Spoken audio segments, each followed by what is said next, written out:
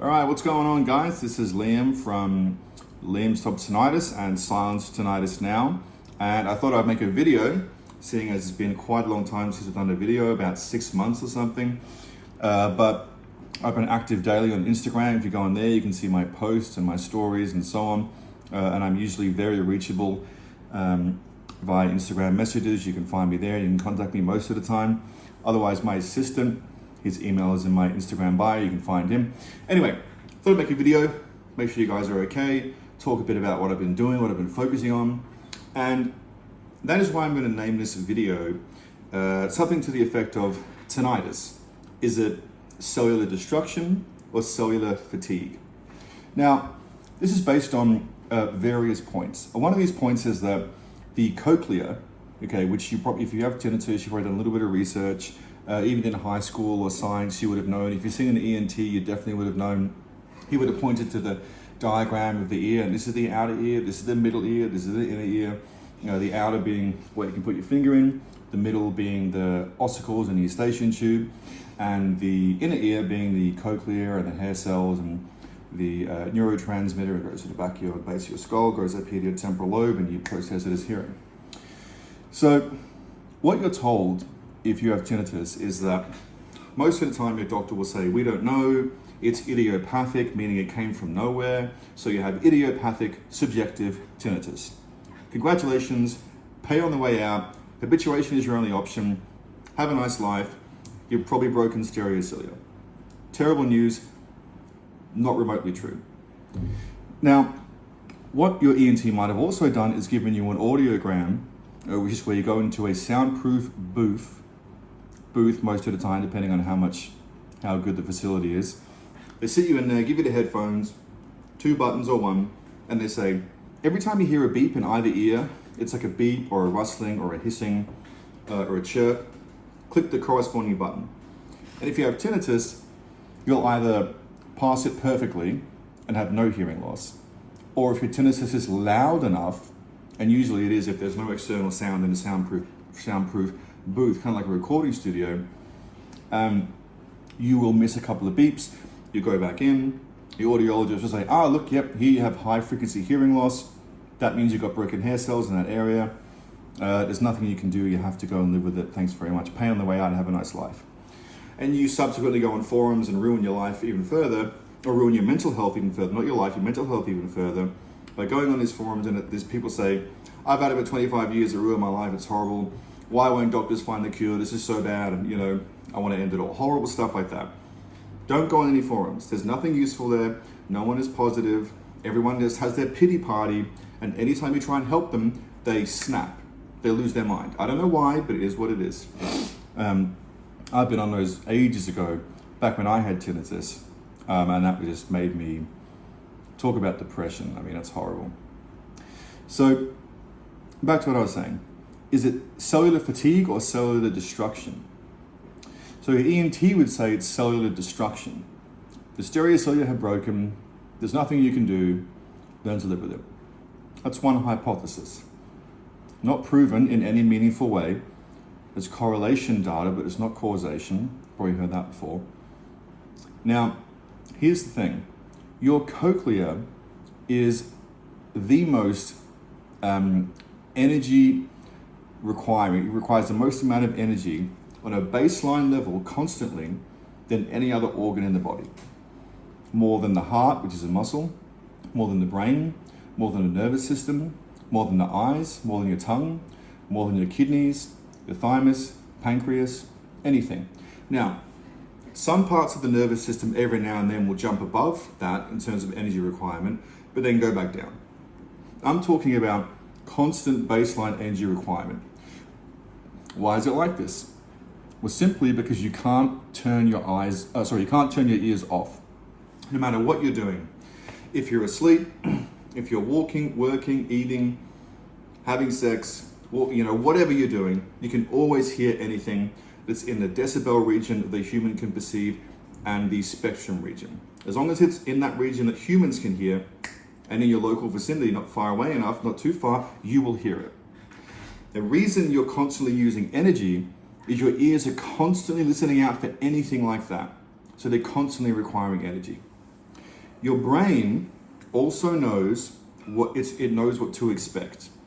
It should be constantly, most of the time, hearing things from all different regions.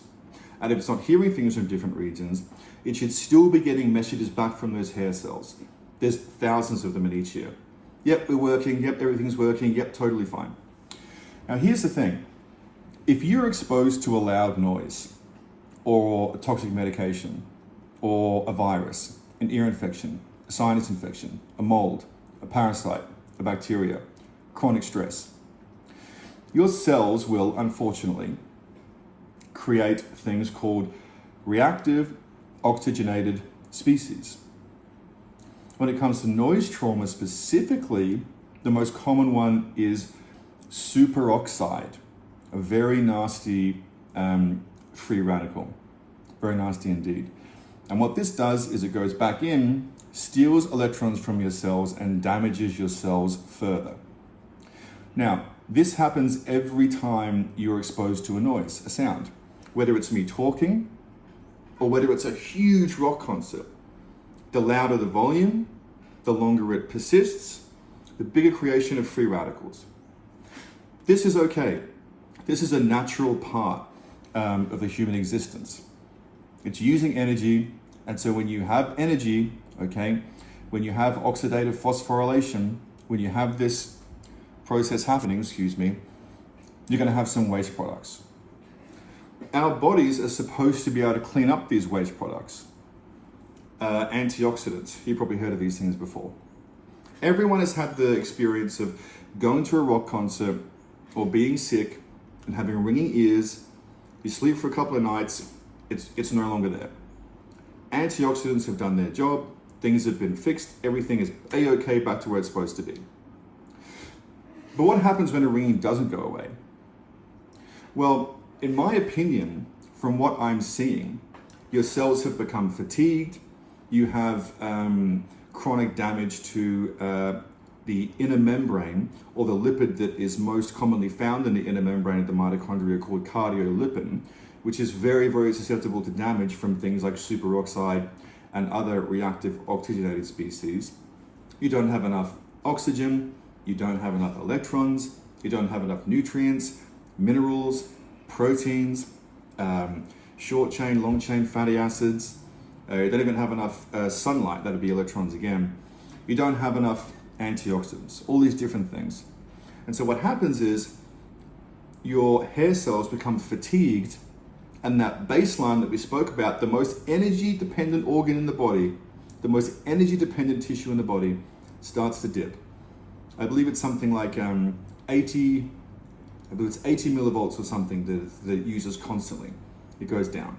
When that goes down, the messaging that goes between the temporal lobe and the cochlea, the message is to go back to the brain. Your brain has a backup system that can tell we have a problem with this spectrum of hair cells, we're not getting a proper message, so on and so forth. So your body is very sophisticated. So what does it do? It turns up something called central gain. You can also call this neural hypersensitivity.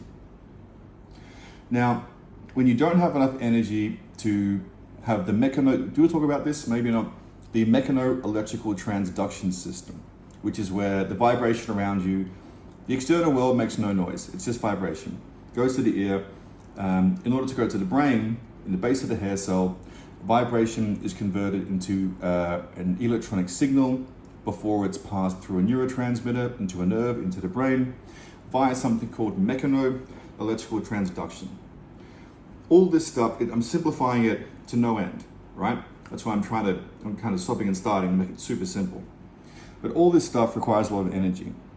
So if you don't have the ATP, because your cells are faltering, because the cardiolipin is being attacked by reactive oxygenated species in the inner membrane of the mitochondria. And when that happens, the electron chain transport system falters, not enough ATP is made, not enough energy is available for what? The baseline energy requirement of the most energy consuming organ in the body, your ears, the cochlea. So the hair cells can no longer work properly. They're not broken in most cases, they're just not working properly. So they can't send signals back to the brain properly. The brain turns up central gain. Excuse me, what is central gain? Central gain, okay, is if you imagine an amplifier, for those of you who are musicians, and I probably have a decent amount of musicians listening. On an amplifier, you have the volume, which is where you turn up the signal that you're already receiving. And then you also have something called gain, where you turn up the receivership. So let's amplify whatever sound we're already getting. I want to try and listen closer. And if you ever turn up a gain too much, what do you hear? Or like almost like tinnitus. The brain is doing exactly the same thing. So we have a situation where and how do you fix this? Well, it's a series of different things that I talk about. Nothing too complicated, no surgery, nothing too expensive.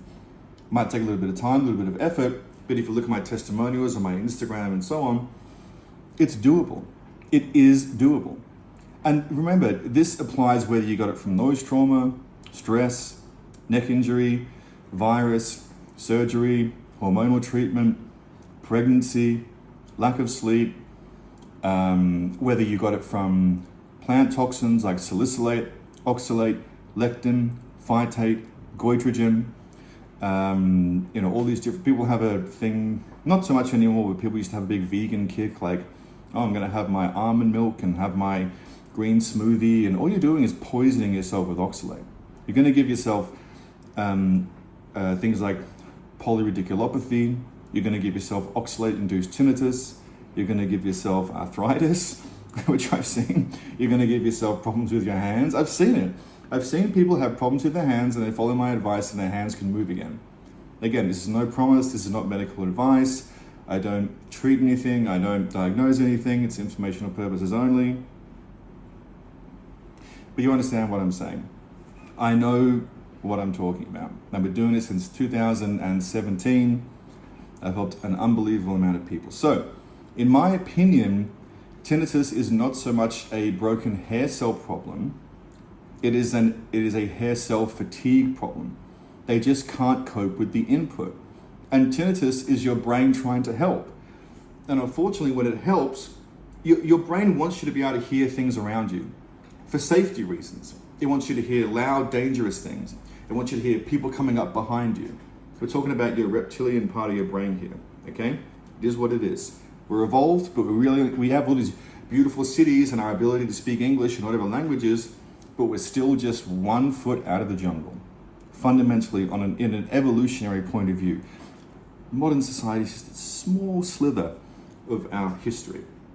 So anyway, it's a cellular fatigue issue. It has to do with the electron chain transport system, has to do with a baseline of energy consumption, has to do with minerals more than it has to do with broken hair cells, has to do with things like copper, magnesium, iron. If you have too much iron in the system, you have lipofuscinitis. You can beat that by consuming lots of copper. Beef liver is good for that. Sunlight is amazing. Exercise is amazing. But it's a bit more complex than that. You need to understand your multiple causes. You need to understand how you got tinnitus in the first place. So whether it was a concert, an ear infection, or whatever. That is just the straw that broke the camel's back. Because whatever you got tinnitus from, whatever it was, loud noise, jab in the arm, whatever, there are probably tens of millions of people around the world who did get ringing ears from that exact thing, but a couple of days later it went away. Why? Why did theirs go away and not yours? Simple. Predisposition. You have some sort of predisposition, and it has to be in your past. You have to look at the point in all your life. I usually take 5 years prior to the onset of your tinnitus and try to figure out what are the things that you've been doing that you know you shouldn't have been doing. Poor sleep, maybe you decided to do a vegan diet, not the best, maybe you use Bluetooth headphones, maybe you don't get enough sun, maybe you're chronically stressed, maybe you have posture problems, maybe you're dehydrated, whatever it might be. And then we have to look at, okay, So that happened before your tinnitus, that's fine. That's probably why it didn't go away. But why now is it still not going away? What are you doing right now that's prolonging it and exacerbating it? So what things have you been doing still daily? Because usually people have cut things out, but they're still doing some things inadvertently without knowing. Because most of the time when people get tinnitus, they're so freaked out that they'll do anything. And they do. They check on, Reddit and tinnitus forums, and I'm going to buy some curcumin. I'm going to get some ginkgo biloba. And you're just getting fucked. Excuse my language, but it's just like, don't even waste the money.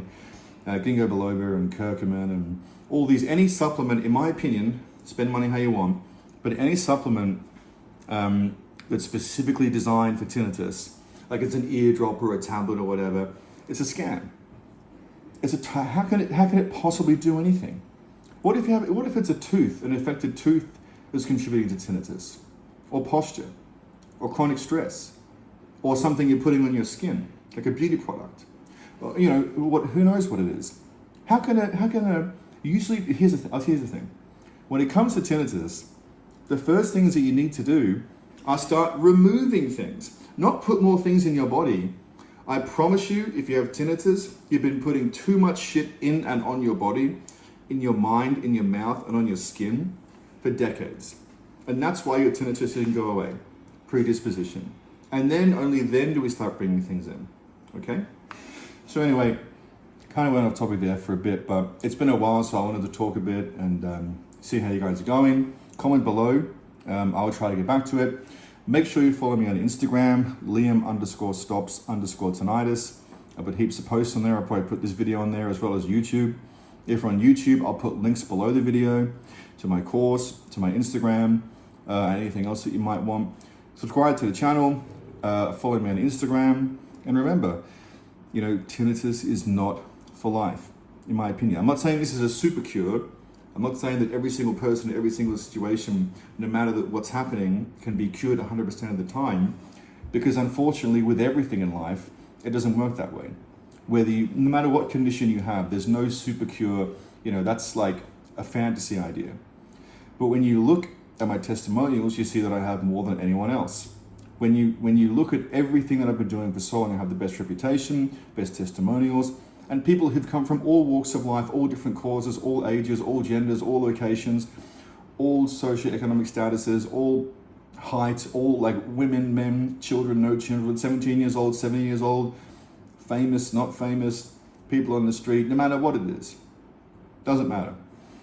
There is still a very high chance, in my opinion, that if you're watching this, I believe that there is a very high chance you can get silenced. Who knows? Give it a go, follow my advice. But what's the alternative? Buy $3,000 earpieces, which are going to be Bluetooth and going to make you worse anyway? Live the rest of your life with that sound you hear right now? Or give my stuff a go? I mean, what's the worst that could possibly happen? You're going to be healthier than you've ever been in your life? Not exactly a tragedy. So, I hope I covered all the things I wanted to cover. I kind of went around a bit and stopped and started, talking about some very complex things that I tried to simplify and connect without all the stuff in between, which is why I kind of stopped and started. I apologize about that. Hope you're doing well. I'm going to put more YouTube videos up. Maybe I'll try and make them a lot longer and much more complex, and not so much like fluff and like, hey, like, people doing YouTube videos like, oh, flashing lights and look at this. And no, I just want to get straight to the point. I'm overdoing it. I don't want to do that anymore. I just want to go straight to the point. Here's what you do. Hope you enjoy the video. This can help. Again, we'll end the video here. If you or a loved one needs help or motivation, or more importantly, hope, then you're in the right place. Love you all very much. Silence as possible, and have a great Christmas.